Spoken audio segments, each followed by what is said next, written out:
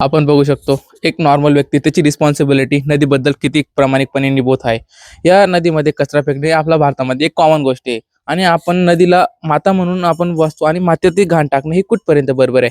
ही आपली रिस्पॉन्सिबिलिटी आपण चेंज करायला हवी. लोकांची मेंटॉलॉजी एकच आहे, कचरा टाकायला जागा नाही सापडली म्हणजे नदीत वाहून द्या. ते कसं का असेना, ते कुठं जाय ना त्याचं काही घेणं देणे.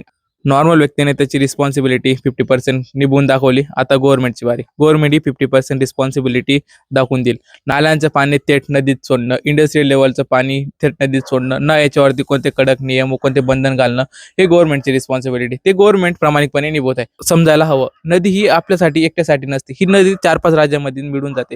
ही नदीवरती 40% आपली आबादी जीवन जगत असते. शेतीसाठी, पिण्यासाठी हे सर्व काही नदीवरती अवलंबून आहे. आपणच जे आपले पिण्याचं पाणी खराब करत असेल तर मग कसं चालेल.